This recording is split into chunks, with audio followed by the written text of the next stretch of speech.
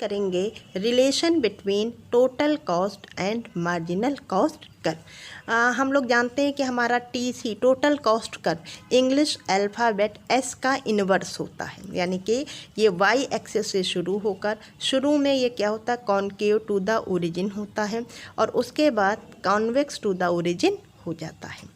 Marginal cost curve के shape की बात करें तो ये U शेप का होता है, शुरू में डिक्रीज करता है, मिनिमम होता है और मिनिमम होने के बाद क्या होता है, इट स्टार्ट्स इंक्रीजिंग। हम पढ़ चुके हैं कि मार्जिनल और टोटल के बीच का रिलेशन क्या है। जो मार्जिनल है वो कुछ और नहीं होता है बल्कि rate of change in total होता है। तो जो rate of change in total cost है उसी पर हमारा मार्जिनल कॉस्ट डिपेंड करता है। शुरू में हमने देखा था कि हमारा टोटल कॉस्ट कैसे बढ़ रहा था, concave to the origin. Concave means कि TC increases with decreasing rate, और चूँकि rate of change in TC is MC, तो इनिशियल स्टेज में when TC is increasing with decreasing rate, in this condition MC will decrease. एक ऐसा point आता है जहाँ पर, जैसे कि आप ये देख सकते हैं Q पॉइंट, इस Q पॉइंट पर क्या हो रहा है, इस Q पॉइंट पर TC stops increasing at a decreasing rate. यहाँ से लेकर यहाँ तक TC डिक्रीजिंग रेट से इंक्रीज कर रहा होता है, पर इस पॉइंट पर वो स्टॉप कर देता है।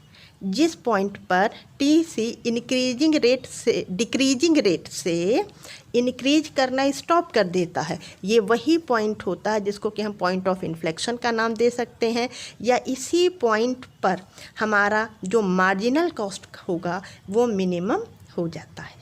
उसके बाद क्या होता है, TC कर्व अपना शेप चेंज करेगा। पहले कॉनकेव था, अब क्या होता है, ये कॉन्वेक्स होने लगता है। और कॉन्वेक्स होने का मतलब होता है कि TC increases with increasing rate, increases with increasing rate.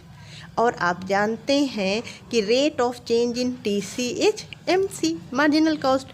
तो अब जब TC बढ़ती दर से बढ़ेगा तो मार्जिनल कॉस्ट क्या होगा, धीरे धीरे बढ़ना शुरू हो जाएगा। तो यही है relation between TC and MC।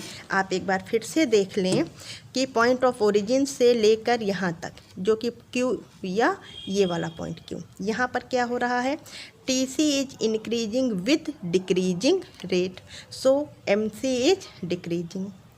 At this point TC stops increasing at a decreasing rate and at this point MC becomes lowest, ये लोएस्ट हो जाएगा। इसके बाद TC में क्या चेंज आएगा, TC increases at a increasing rate.